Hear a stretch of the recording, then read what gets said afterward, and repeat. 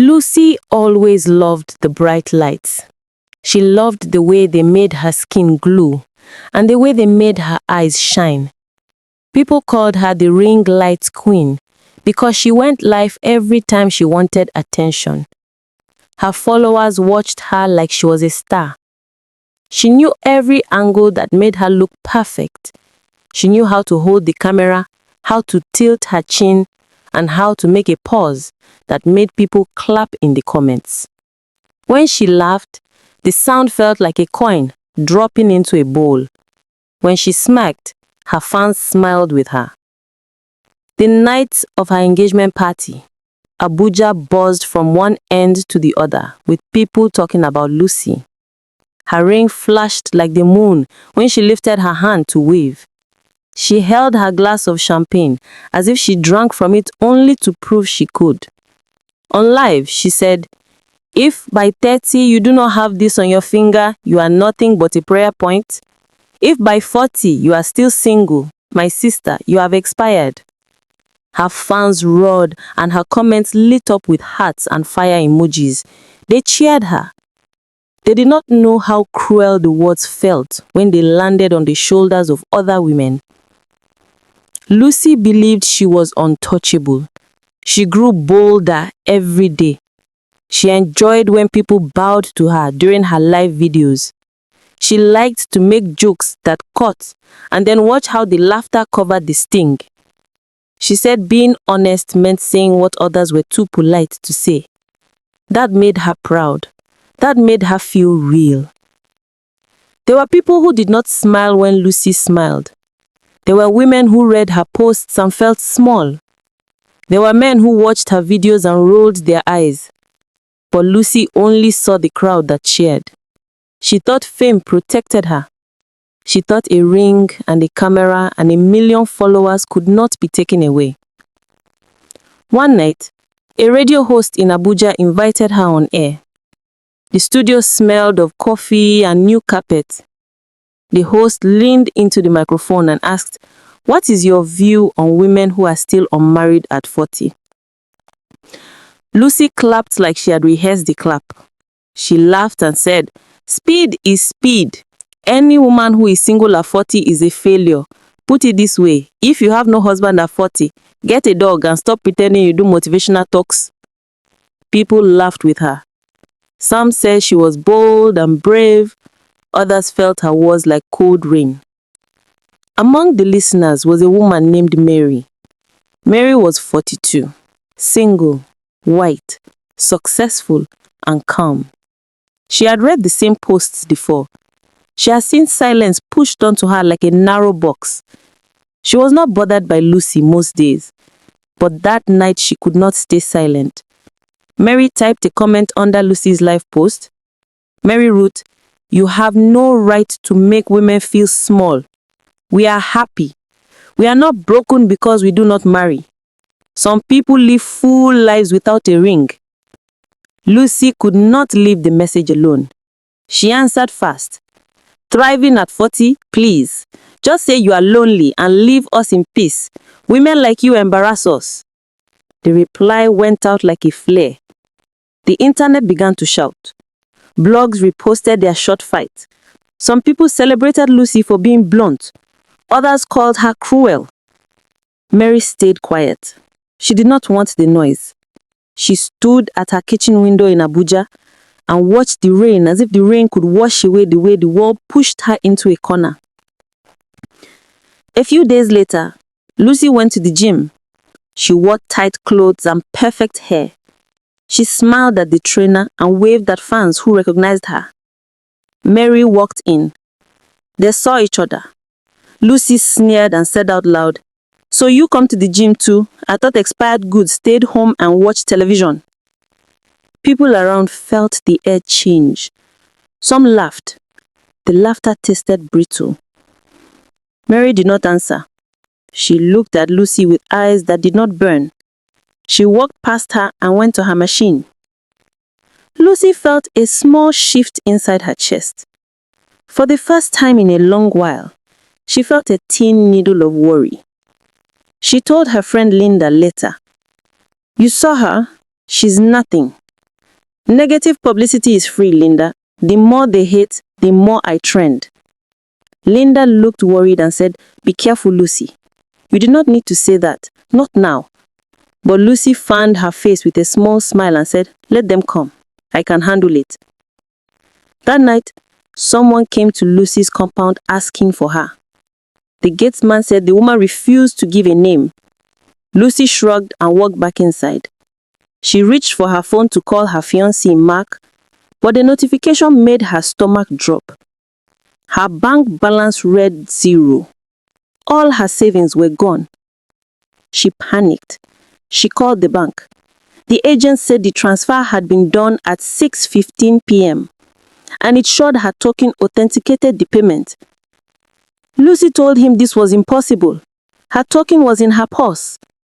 The agent said it looked like she had authorized the transaction. Lucy's phone slipped from her hand and hit the floor. She could not understand the numbers moving like someone stole them from her. Then came an email from one of the top brands she worked with. They were terminating the contract. She went to her social accounts to see what was happening. There was a video with thousands of shares showing Lucy at the gym slapping and dragging a woman by her wig. The caption screamed, "Ring light queen beats old man." Lucy shook as if cold wind touched her bones. She had never touched anyone in the gym. She had never stolen a wig. Yet the video showed her doing exactly that. The comments started to hiss anger. The internet, which had once loved her, now wanted to punish her. Within hours, more messages arrived. Another brand wrote they would cut ties.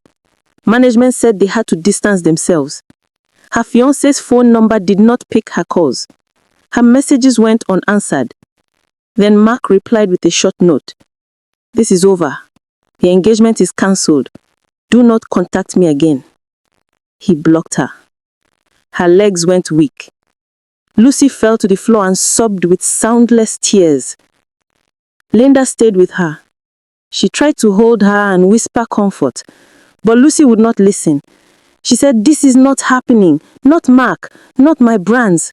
I am not like them." She begged and screamed into the phone and the room. In the morning, all the lights seemed wrong. Linda sat down by the bed and said, "Lucy, you must go to Mary. She knows something. Apologize. Ask her to clear your name. Tell her you are sorry." The words landed like a hand on Lucy's forehead. She looked at her with a hard shine in her eyes. "Beg who? That woman? Never! I would rather die than kneel to her. My face was on magazine covers. My voice is gold." Linda looked away. She could not change Lucy's heart with words. Lucy made a decision that night. If people believed a video that was made to hurt her, she would fight fire with fire. She would get revenge. She would not beg. The idea of kneeling was a bitter taste she refused to swallow. Lucy walked out of the house like a soldier ready for war. She went to Mary's clinic the next morning. Mary was calm and polite. Lucy slammed her palms on the desk and shouted, "You know that video is fake. Who gave you permission to ruin my life?" Mary looked at her kindly and said, "I do not know what you speak of. Perhaps you made it up to seek attention." Lucy's voice rose. "Admit it. Tell the world." But Mary only said, "If anyone should be humble today, it is you." Then the door opened. Mark walked into the clinic. Lucy froze like a fish out of water. She saw him hug Mary. She watched him kiss her on the cheek. He looked at Lucy and did not see the same person he had proposed to. Lucy's heart hit the floor. She could not breathe. He had chosen Mary, the same woman she had mocked only days ago. Lucy ran out of the clinic into the street. She felt the world tilt.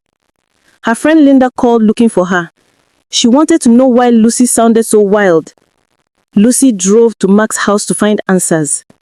On the way, someone followed her. She turned, and the light behind her stayed close. Panic took her hands. The car skidded. She lost control and her car fell into a ditch. For hours, she waited.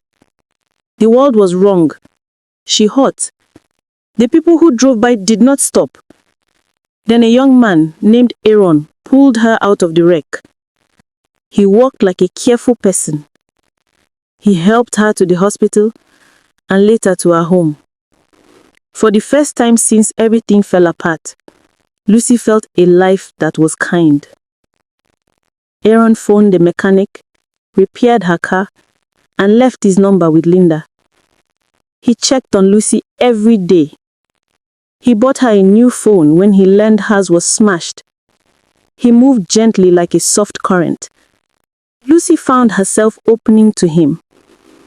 She laughed again. A smile returned to her face. She began to sleep. She began to eat. For a while, the world looked calm, but not everything stayed calm for long. One morning, Lucy opened her feed and saw Aaron down on a knee with another woman. He was giving a ring to Mary. The photograph showed Aaron smiling and Mary glowing. Lucy felt the air thin. She felt like a coin dropping. The happiness inside her washed away like paint under rain. She could not understand why the one thing that felt like a salve for her wounds became a new sting. Lucy drove to Aaron's house. She wanted to know why. She wanted an explanation. When she arrived, she saw Mary standing with the woman who was his bride. Mary laughed like she had not once been hurt by Lucy. The scene felt like salt in open skin. Lucy screamed and demanded to know why. Mary folded her arms and said, "You tried to hurt my mother online. You turned my mother into a joke. I watched you make money off her pain. You hurt my family. I wanted you to feel the thing you put into the world." Lucy staggered. Pain hit her like a hammer. She could not believe that Linda stood there and said, "I am your greatest enemy. You never knew because you were blinded by your own face." Everything fell apart. Lucy had lived in a tower of mirrors, and she had not noticed who built the ladder. Linda told Lucy how her mother had suffered. She told Lucy that Lucy had once analyzed Linda's mother on live video and said things that broke her. Linda told Lucy how she had opened a social account to fight back. She told her how she had worked with Mary to make the video and to take the money from Lucy and give it away to charity. She told Lucy that Mark had been shown a false video of Lucy confessing that she loved him for his money and that he chose to leave her because he believed he was betrayed. Lucy fell to her knees. The world spun like a coin on a table. She had thought she had the power to push people down. She had thought she could make her words land like stones. But now her voice was a stone that had returned to knock her. The people she had hurt had become the authors of her pain. She had built her fame on other people's sorrow, and now that house of cards had fallen. Lucy sat on the cold floor and held her head. She thought of the ring on her finger and how it had shone. She thought of the pack of fans who had shared her cruelty. She remembered telling women at parties that if by 30 they didn't have a ring, they were nothing. She thought about Mary's quiet pride and Linda's patient plan. She saw in her mind the faces she had laughed at and the faces that had quietly planned her fall. There was a small satisfaction in seeing them win, but mostly there was a new and raw shame. At night, Lucy lay awake and thought of all the small choices that led her here. She thought of the first live video where she laughed at a woman's makeup. She remembered the time she had posted a long thread about a middle-aged woman who wore bright colors and had too much makeup. Lucy thought of how each time she got a like or a share, she had felt more powerful. But power is a double-edged sword. The same thing that cuts others can cut you if you do not respect it. Lucy began to see that she had used words like knives. She had sharpened them to get views. She had made mockery into a currency. She had never imagined she would be on the receiving end. The night before she walked into Aaron's house, she had told Linda, "I will never beg. I will make them regret." But regret has a way of returning like a tide. Lucy learned that lesson hard. Her life was smaller now. Her followers were fewer. Her fans had turned into strangers. Her phone, once full of good news, was now full of messages that told her she had lost everything. In her small room, she kept a mirror. When she looked at herself now, she saw a face that had been too proud and too young in its thinking. There was anger and fear and a strange emptiness. She wondered how she would get up again. She wanted to scream at the sky, at the people who hurt her, but the louder cry was inside. It asked, "Who made me like this? Who taught me to treat others as stepping stones?" In the days that followed, Lucy tried to meet Mary. She wanted to demand the video be removed. She wanted her name cleared. But she also felt the growing ache in her throat that made her think of apology. The thought of humble words did not sit right with her. She had believed humility was for losers. Now she began to learn that humility might be the bridge she did not know she needed. Linda watched Lucy and waited. She had been patient for a pattern of cruelty. Linda had held her anger and turned it into plan.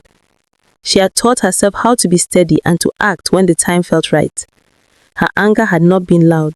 It had been slow and careful. She had not wanted to destroy Lucy completely. She had wanted to show her what it felt like to be used, laughed at, and thrown away. Lucy had become a mirror, and now the mirror showed Lucy what she had done. One evening, Lucy sat and wrote a message. She opened her social account and typed without thinking much.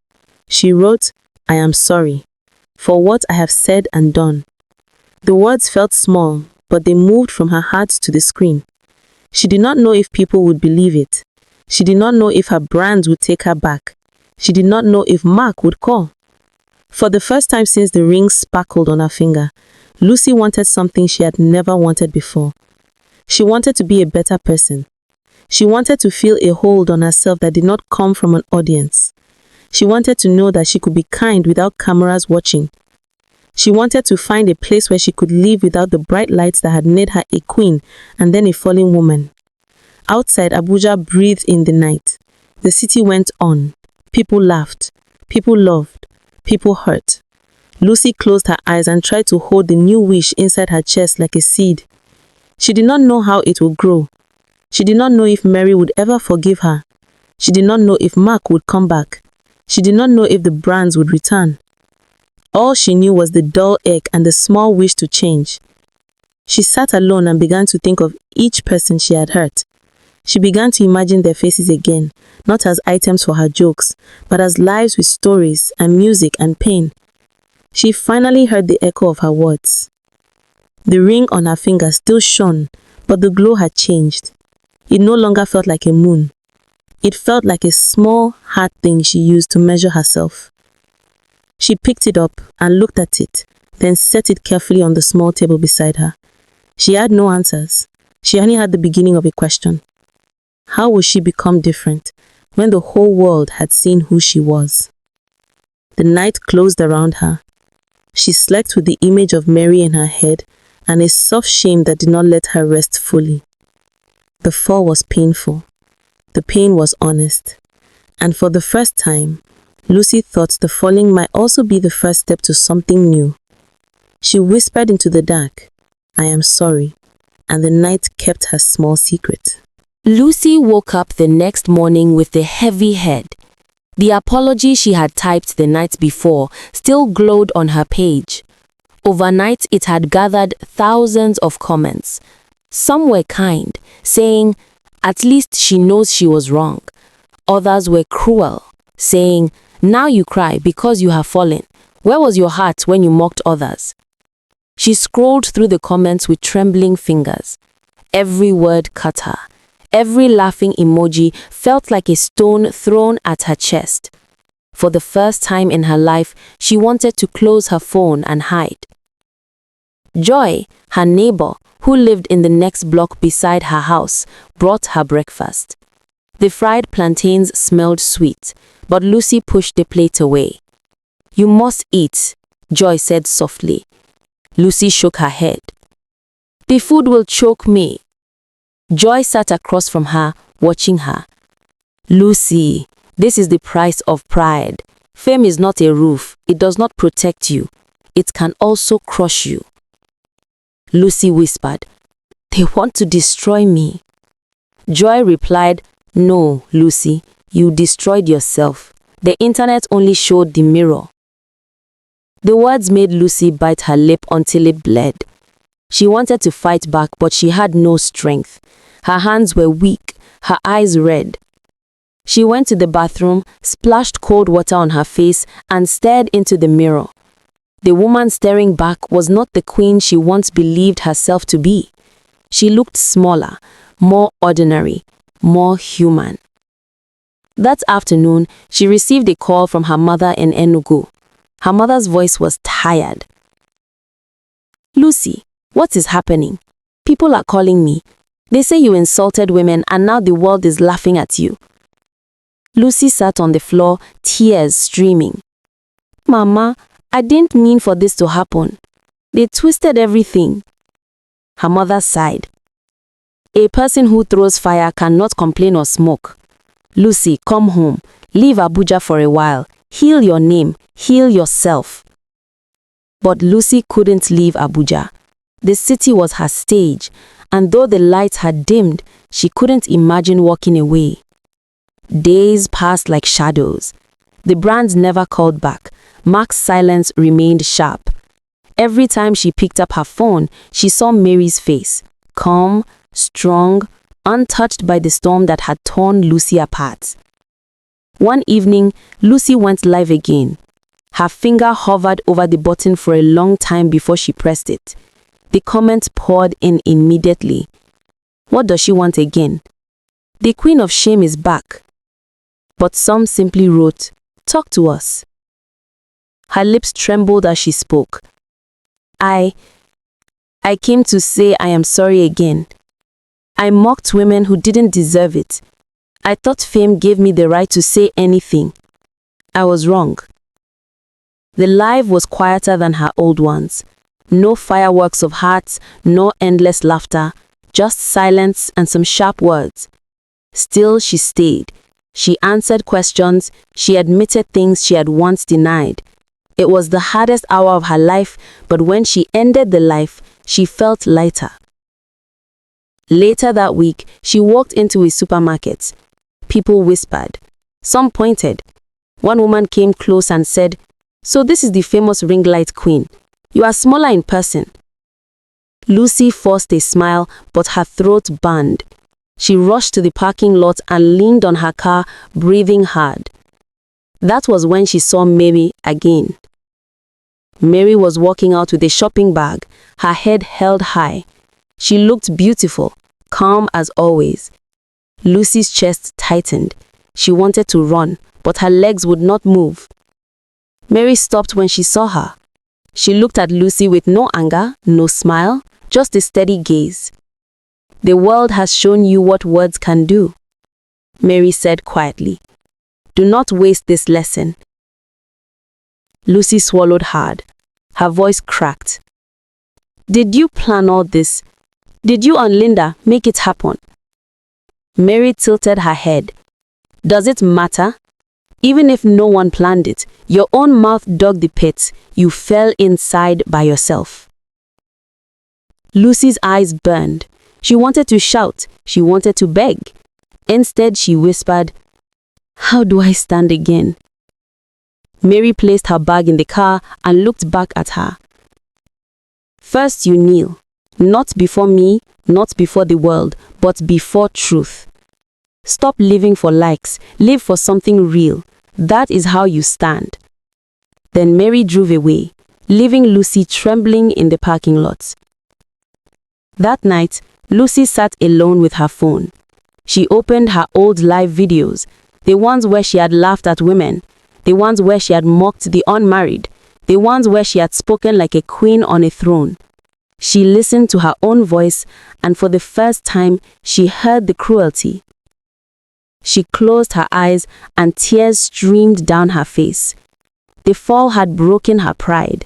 But in the cracks of that pride, a strange new seed was being planted. She did not know if it would grow into redemption or more ruin, but she knew she could not go back to the old Lucy. That crown had turned into ashes. The night felt long, but for the first time, Lucy wanted morning to come. The morning air in Abuja was heavy with silence when Lucy woke. She had posted her apology the night before. Her phone was on the table, face down, as if she was afraid of what it might show her. For years, she had lived for the glow of notifications. Every ping had been like a heartbeat. Now the thought of opening her apps made her stomach twist. When she finally unlocked the phone, the comments were divided. Some people wrote, "Too late, you're cancelled." Others said, "At least she's human." A few strangers whispered words of encouragement, but the loudest voices were still mocking. Lucy closed the apps and pressed the phone to her chest. For the first time, the world she had built felt like sand in her hands. Linda had not spoken to her since the revelation. The betrayal stung, yet Lucy also knew Linda had carried her mother's pain like a stone for years. Lucy replayed her cruel old words in her mind, how she had once mocked a woman for being old and unmarried, not knowing it was Linda's mother. The shame burned deep. That afternoon, Lucy went to the market with sunglasses on her face. She wanted to hide, but hiding could not erase the whispers. Women selling vegetables paused to look at her. A young boy muttered, "Ring light queen," and laughed. Lucy hurried away, but she could not outrun the echo of her past. At night, she sat in her room, the same mirror before her. She forced herself to watch old clips of her live videos. She studied the way her face smirked when she mocked someone. She heard the coldness in her own laughter. She realized she had built a stage out of people's wounds.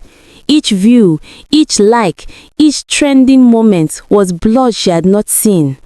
The mirror showed her what she had been too blind to notice. One evening, she gathered courage and drove to Mary's clinic.